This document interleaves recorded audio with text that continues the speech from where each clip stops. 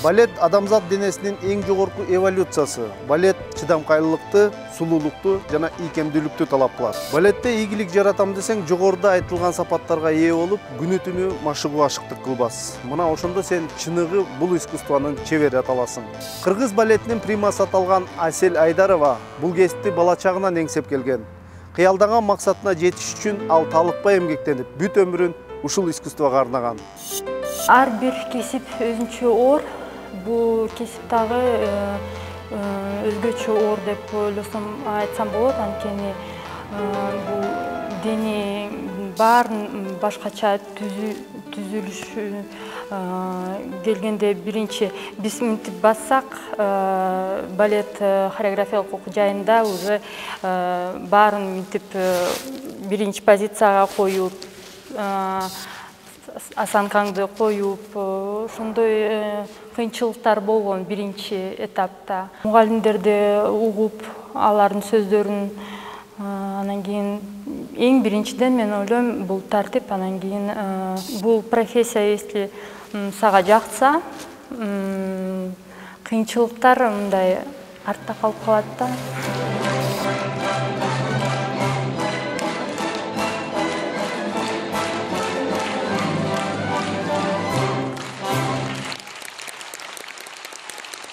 Балетке көп эле кишилер келишет, өзгөчө башка өлкөлөрдөн артисттер, солисттер келсе, бизде аншлаг болот чоң. Анткени Большой театр дегенде, Мариинский театр дегенде элдер билишет, булар өтө катуу билешет, жакшы мыкты билешет деп, ошо билеттерди алышып, биздин залдарда аншлаг. Жакшы эле билешет биздикилер деле. Бирок жакта уже өзүнчө ат бар да, Большой театр, Мариинский театр. Балет бул өтө опурталдуу, ошол эле учурда өтө назик искусство. Эгер сен өзүңдүн чыдамкайлыгың менен опурталдуулукту, өзүңө кам көрүү менен назиктикти жеңсең, анда сен үчүн балеттин эшиги ар дайым ачык. Айтайын дегеним, балет менен алектенген адам сырткы келбетине, дене мүчөлөрүнө өзгөчө маани бериш керек. Көп жебейсиң тамакты, диета кармашы керек, травмалар болот көп артисттерде. Артисттин өмүрү абдан кыска, 20 жыл. 18 жашынан баштап иштеп баштайсың бул сахнада. 38-inde sen уже пенсионер. Мурда Бүйсары Бишеналиева убактарында балериналар көп бийге берилишчи да, аларга айтышчу: же балет, же үй бүлөң деп. Ошондо көбү балетти карашчу да. Азыркы убакта көп балериналар балетти дагы алып жүрүшөт, үй бүлөсүн да курушат.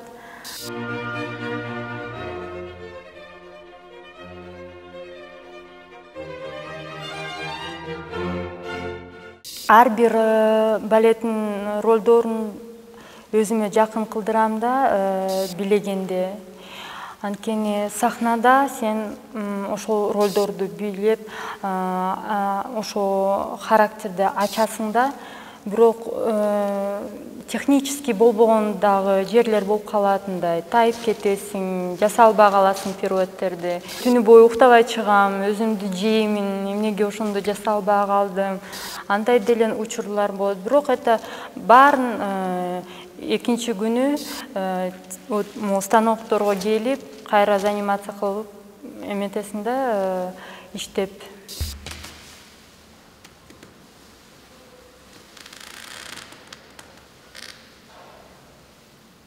Азыркы учурда көп эле техника деп турушат да, техника. 10 пируэт жасап, 12, 13, 32ден дагы көп фуйте, 2 жолу, 3 жолу.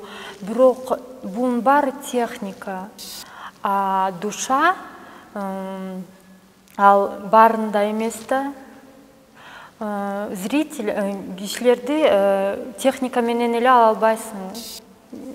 Мындай актерский мастерство деген бар, ошол да керек да адамдарга. Анткени балет бул целый спектакль. анан кийин образы, анан кийин жөн эле техниканы бере берсең кишилер түшүнүшпөйт. Буякта образ да болушу керек.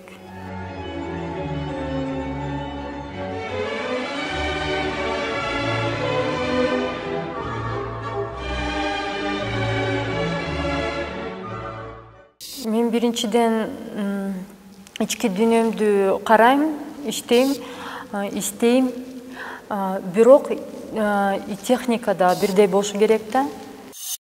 Кыргыз балети өзүнүн 60 жылдык тарыхы менен дүйнөдөгү эң жаш маданий чөйрө болуп эсептелинет. Бирок бул аз убакытта атамекендик балет өнөрү не деген керемет жылдыздарды өстүрдү. Алсак Бүбүсара Бейшеналиева, Базарбай Чолпонбаев, азыркы муундан Талант Осмонов, Асель Айдарова жана башкалар. Мына ушундай таланттардын артынан улуттук кыргыз балети өзүнүн репертуарларына ээ болуп, өз алдынча кеңири чыгармачыл изденүүгө жетишти. Көп сахнада артисттер болсо жакшы, кардебалет чоң болсо жакшы, артисттер жакшы бийлеп, ошону тилейм, ошону мындай келечекте ойлойм болот деп баары. Келечекке койгон пландар бул бенефис кылгым келип жатат. Бул сахнада уже 13 жыл иштеп жүрөм.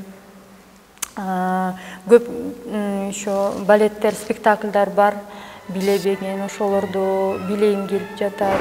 Балким башка өлкөдөн хореографты чыгарып, өзүмө коюп балеттерди, ошондой пландар бар келечекте.